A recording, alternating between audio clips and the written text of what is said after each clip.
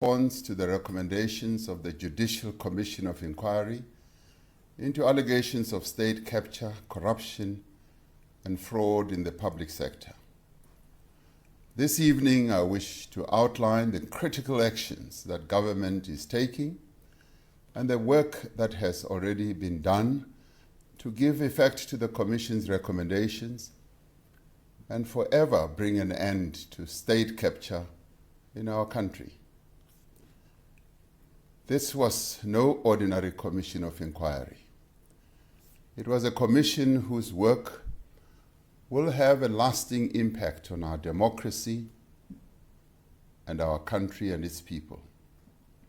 25 years ago, our new democratic constitution came into effect.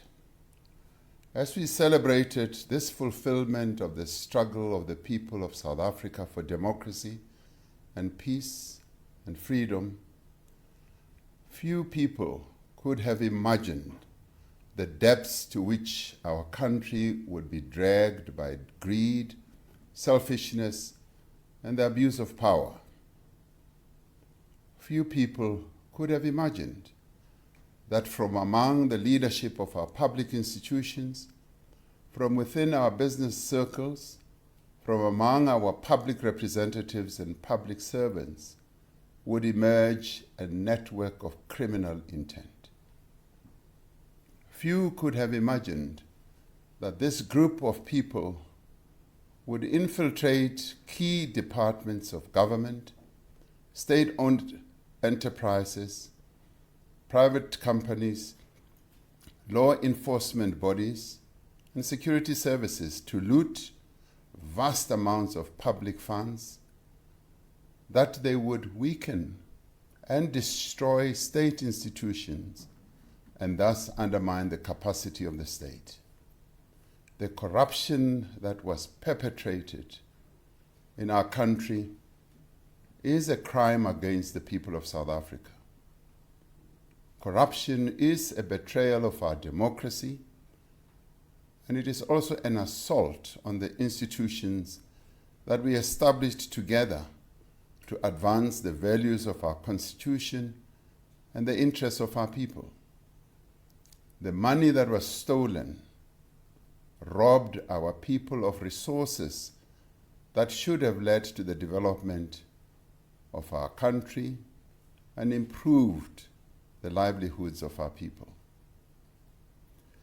Yet even as state capture and corruption sought to compromise our democracy and destroy our institutions, our democracy remained resilient and the people of South Africa stood firm, defiant, and resolute.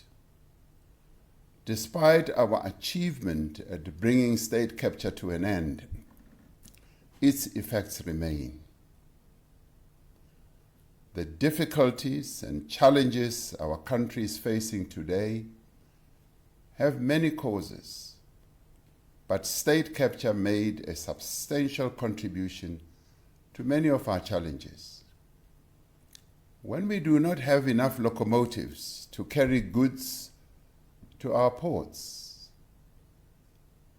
when our power stations fail, when our national airline closes routes and cancels flights, when the employees of a state-owned enterprise are not paid, and when our security services are slow to respond to public unrest, we feel the hand and effects of state capture.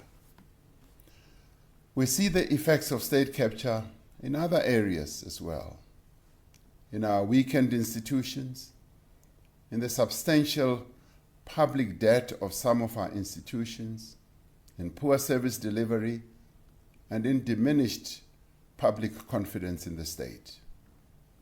The Commission's report notes that state capture was facilitated by a deliberate effort to subvert and weaken law enforcement and intelligence agencies so as to shield and sustain illicit activities, avoid accountability, and to disempower opponents. That is why, even as the State Capture Commission was being appointed in 2018, this administration was taking decisive steps to end state capture and rebuild our institutions. Since the start of 2018, we have appointed new leadership at the Hawks, an institution that was targeted for weakening, which has since then secured 4,500 convictions for corruption and other priority crimes. The National Prosecuting Agency was another institution that was deliberately weakened. We have appointed a new National Director of Public Prosecutions on the recommendations of an independent panel following a transparent public process. We established the NPA Investigating Directorate to prosecute state capture and other significant corruption cases. And now, to further strengthen existing anti-corruption capabilities, the Investigating Directorate will be established as a permanent entity within the NPA. We appointed the SIU Special Tribunal to expedite the recovery of stolen goods. Since its establishment, it has recovered over 8.6 billion rand. We undertook measures to end corruption and the politicization at State Security Agency. We amended the State Capture Commission regulations to enable the sharing of information and resources within the NPA and other state capture cases. We appointed new leadership at the South African Revenue Service, SARS, and are rebuilding the institution in line with the recommendations of the Nugent Commission, which were also endorsed by the State Capture Commission.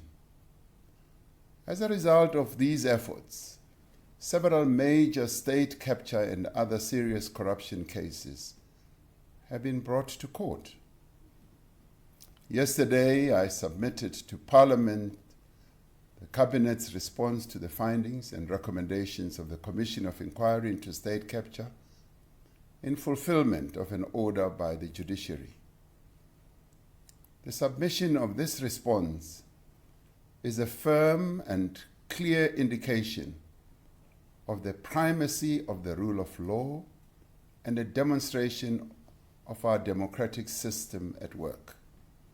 This response constitutes an ethical, moral, and institutional departure from the abuses revealed by the State Capture Commission. This response is also intended to be a platform to mobilize all sectors of our society against fraud, corruption, and state capture now and into the future. We are submitting this response to Parliament 6 years to the month since former Public Protector Advocate Thuli Madonsela released her State of Capture report. The Public Protector's State of Capture report related to an investigation into complaints of alleged improper and unethical conduct by several state functionaries and private individuals and companies. Having witnessed the proceedings of the State Capture Commission, which were public for all to see, for close on to 4 years, you, the people of South Africa, naturally seek restoration, redress, and accountability. You expect your country's economy and its state to be ethical and free of corruption as it serves your needs and the broader interests of all our people. The actions we are taking and the implementation of the Commission's recommendations are designed to provide redress in respect of the events of the past and to advance the renewal of our society. Through the implementation of the actions contained in this response, we can start a new chapter, a new leaf in our struggle against corruption.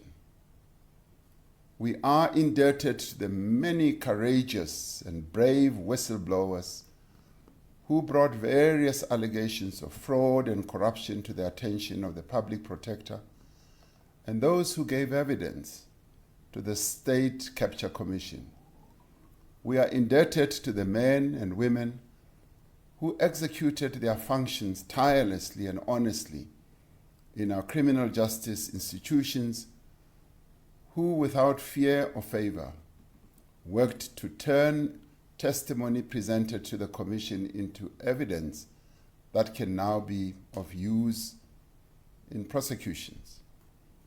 We are indebted to the diligent public servants and public representatives, researchers, many journalists, activists, workers, and business people who uncovered, spoke out against, and resisted state capture. Given the impact that fraud and corruption had in our country, the response to state capture must be a national effort. During the course of its work, the Commission heard evidence from over 300 witnesses and held more than 400 days of hearings. The report of the Commission, consisting of 6 parts, was handed to the President over a period of 6 months. The first part of the report was submitted on the 4th of January 2022, and the final part of the report on the 22nd of June 2022. Each part of the damning report was made public as we received it. The State Capture Commission report concluded that there can be no doubt that state capture happened in South Africa.